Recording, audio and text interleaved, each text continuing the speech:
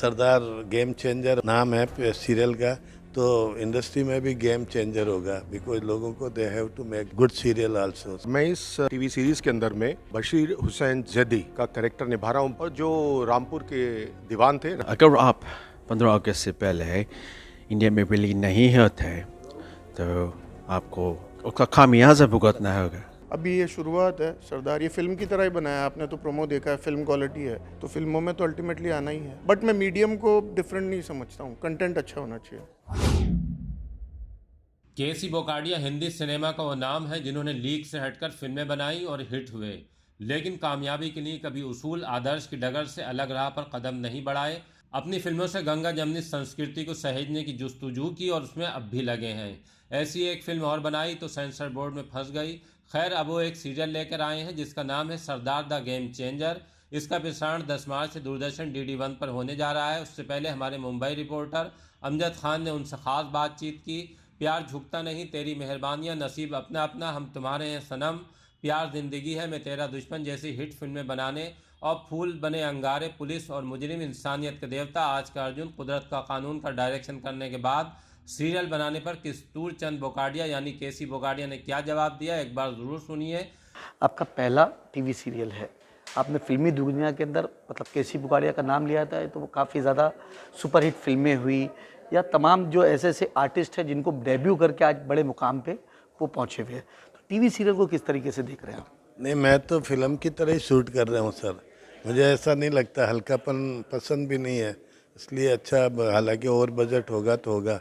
हमने कहा अगर कर दिया है तो इसको बहुत अच्छा करना चाहिए, जिससे आप देखना, आप डेफिनेटली इससे सरदार गेम चेंजर होगा नाम है सीरियल का, तो इंडस्ट्री में भी गेम चेंजर होगा बिकॉज लोगों को they have to make good film, good serial also. So ये गुड सीरियल है, DD1 पे है और DD1 वालों का पूरा सपोर्ट है। तो बस अच्छे आर्टिस्ट हैं, अच्छे परफॉर्मर है, और बस सर आई थिंक 10 तारीख को 11:30 बजे शुरू हो रही है और रात को भी वापस 10 बजे रिपीट होगी, तो आप लोग ज़रूर देखिएगा। ये मेरी आपसे सबसे हाथ जोड़ के रिक्वेस्ट है। थैंक सर ये बताइए कि एक टीवी सीरियल में मतलब एक प्रोड्यूसर जो होता है, जो बड़े कलाकार बड़े पर्दे पे करता है या डायरेक्टर होता है, टीवी सीरियल की तरफ नहीं जाता जल्दी, आपने क्या सोच के टीवी सीरियल किया? अब वो क्या सब्जेक्ट इतना अच्छा है, सरदार पटेल बनाना तो किसी नसीब की बात होती है ना सर। तो मैं ईश्वर का थैंक्स, मैं बहुत शुक्रगुजार हूँ कि मेरे को ये मौका मिला है, और बस सर हो गया ऐसे। सर आपकी बहुत सारी हिट फिल्में भी रही, बहुत सारी डायरेक्शन भी आपने प्रोड्यूसर भी किया, आपकी ऐसी तमाम जैसे तेरी मेहरबानियाँ हुई, रजनीकांत के साथ भी आपने पिक्चर किया, किस तरीके से देखते हैं तमाम फिल्म इंडस्ट्री? अच्छा ही है, इंडस्ट्री तो बहुत अच्छी है, और मैं तो सच्ची पूछूं, मुझे तो कल और आज और कल में कुछ फ़र्क नहीं लगता बिकॉज आप जैसा बोलेंगे, मैं किसी को सर से नीचे नहीं बोलता हूँ, तो मुझे भी सर ही बोलते हैं, बुखाड़िया साहब बोलते हैं, तो ऐसा काम ही नहीं करते हैं कि लोग बुखाड़िया साहब से बुखाड़िया बोले। और बस इंडस्ट्री को मैं रेस्पेक्ट करता हूँ, और मुझे इस मुकाम पे इंडस्ट्री ने पहुँचाया, तो इंडस्ट्री के लिए कुछ बोलना गलत हो जाएगा। कल ये था, आज ये था, सब अच्छा ही है। सर ये बताइए कि आपकी बहुत सारी हिट फिल्में हैं, कुछ ऐसी फिल्में जैसे जिसके अंदर आपको सबसे ज़्यादा जैसे 80 से ज़्यादा हिट फिल्में दी हो, आपकी केसी बोकाडिया की एक आपने ये भी कहा कि मैं फिल्म जो है पर्दे पे कभी नहीं देखता हूँ, लेकिन एज अ फिल्म मेकर आपको कौन सी ऐसी सबसे बेहतरीन फिल्म? नहीं, ये सब देखिए आदमी है ना सर, हर वो तो आपने वो सवाल कर दिया, किसी बाप से पूछेंगे आपको कौन सा बेटा अच्छा लगता है, तो हर फिल्म ही मेरे लिए बेटे की तरह ही है, और मैंने हर फिल्म को बहुत प्यार से और रेस्पेक्ट से बनाया, अच्छा बनाया सर, अच्छा ही बनाएंगे।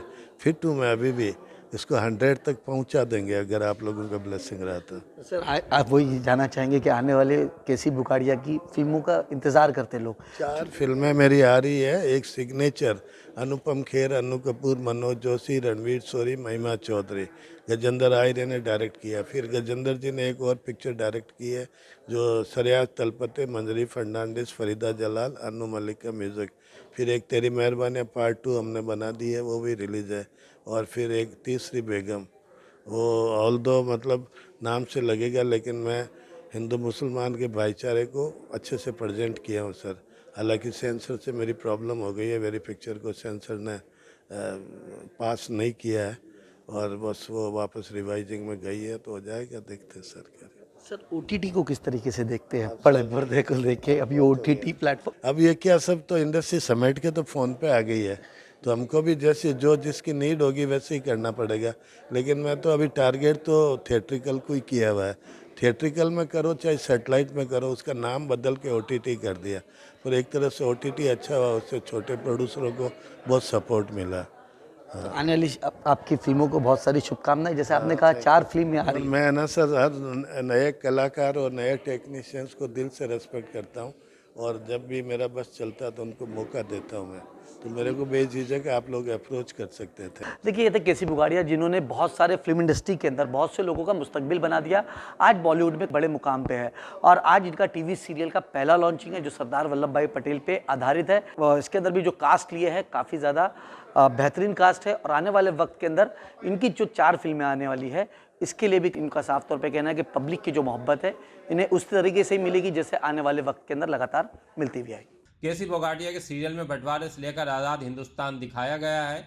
भारत गणराज्य में मर्ज होने वाली पहली रियासत रामपुर को भी फिल्माया है। केसी बोकाडिया के बेटे राजेश बोकाडिया समेत सभी एक्टर ने शानदार एक्टिंग की है। कहने के लिए ज़रूर एक सीरियल है, लेकिन फिल्म की तरह शूट किया गया है। मेरा नाम भूपेश रसीन है और मैं इस सीरियल के अंदर या टीवी सीरीज़ के अंदर में मैं बशीर हुसैन का कैरेक्टर निभा रहा हूँ। बशीर हुसैन जैदी, और जो रामपुर के दीवान थे, रामपुर मतलब पूरा यूपी उत्तराखंड का जो पूरी रियासत थी उसका मैं दीवान था। जैसे ये रियासतों को इकट्ठा करके सरदार ने जो इकट्ठा किया, उसके अंदर कई नवाब थे और दीवान थे जिन्होंने बहुत बड़ी भूमिका निभाई, और बड़ा पॉजिटिव आउटलुक था उनका भारत के प्रति, हिंदुस्तान के लिए।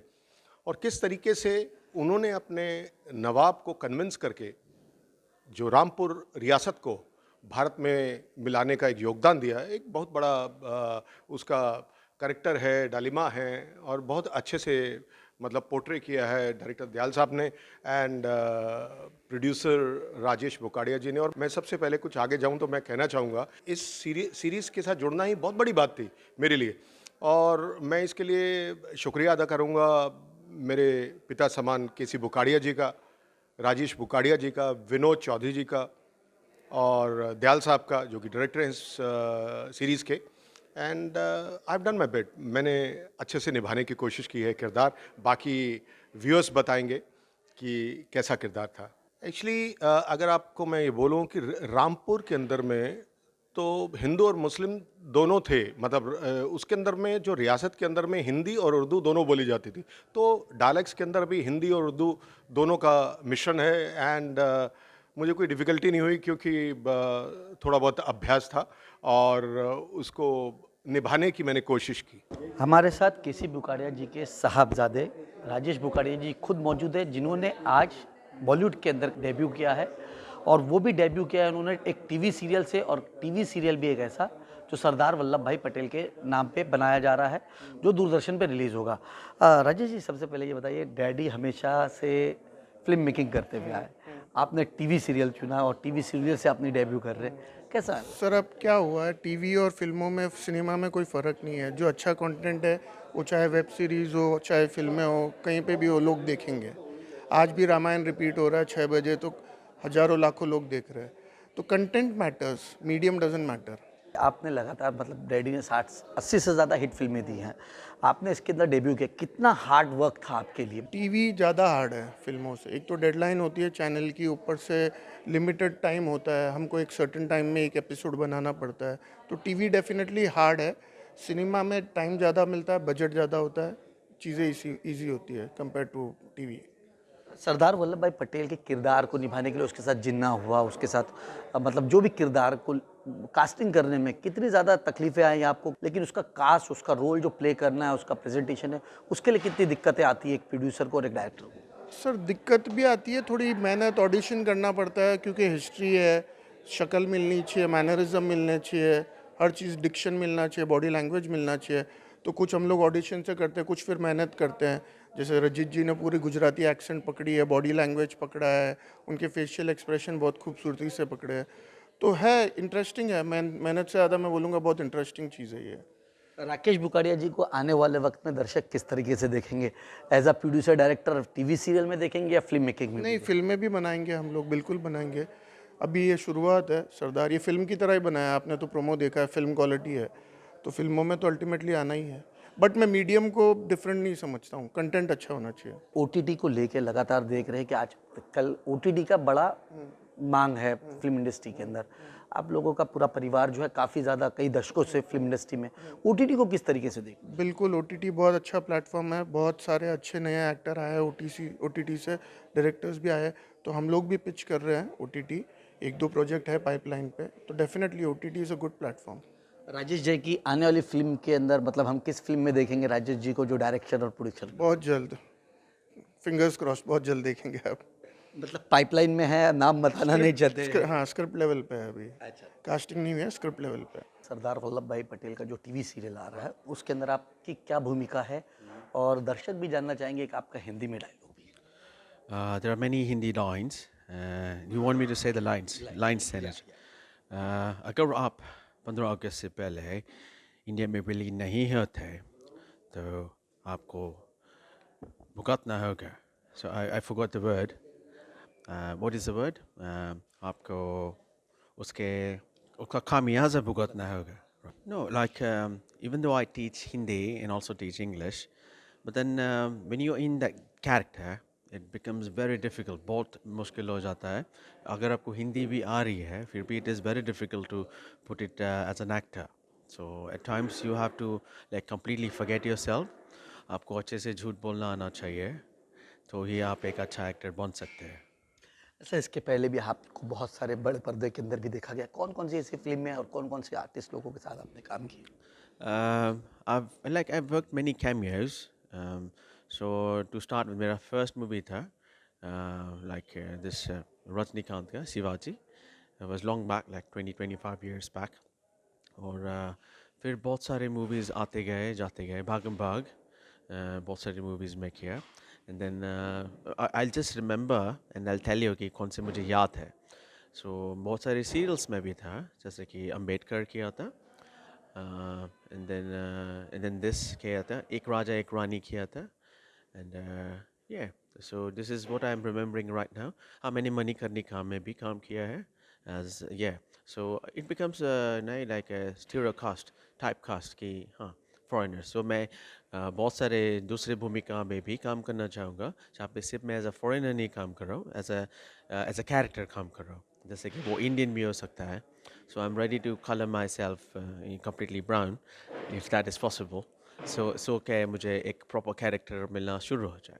तो बॉलीवुड में काम करने के लिए कितनी डिफिकल्टी आती है मतलब आपको?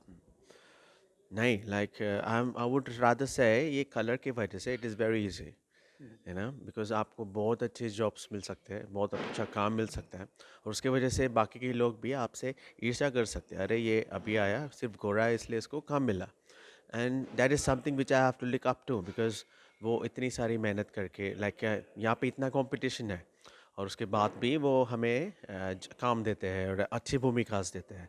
तो ये हमारा फ़र्ज़ है, या फिर मेरा फ़र्ज़ है, ये मैं मानता हूँ कि मैं उस भूमिका को अच्छी तरीके से निभाऊँ और उसको जस्टिस दूँ. हॉलीवुड के बाद बॉलीवुड को ही कहीं ना कहीं सेकंड नंबर पे माना जाता है, पहले नंबर पे हॉलीवुड बराबर की है दोनों, हॉलीवुड और बॉलीवुड. तो किस तरीके से दोनों चीज़ देखते हैं, जैसे जहाँ पर इंग्लिश फिल्में बनती है और यहाँ पर Hindi film? There is a lot of difference in technology wise, because you could see a lot of changes are done when the movie is first released there. So you can start with जैसे कि पहले there was a big monkey, you can call this King Kong. तो King Kong का first movie कैसा बना था, and then वो धीरे धीरे आके कैसे progress होके अभी VFX में कैसे change हुआ. So I would rather see VFXs में बहुत सारे changes हैं, but then I can also see that Hollywood is coming up with amazing VFX, you know, and they are doing commendable job. हाल ही में KKR को they also get awarded, and it's amazing. I would rather say India and other countries. I don't see any difference. मैं कुछ difference नहीं देख रहा. हाँ, लेकिन making and the way they come up with different ideas nowadays, ऐसा है कि इंडिया का एक अलग शाम है. लाइक गाने आपको बॉलीवुड में नहीं मिलेंगे, बॉलीवुड में ही मिलेंगे, हॉलीवुड में नहीं मिलेंगे. तो इंडिया का एक अलग शाम है और हॉलीवुड का एक अलग शाम है. तो आप दोनों को मिक्स नहीं करें तो अच्छा है.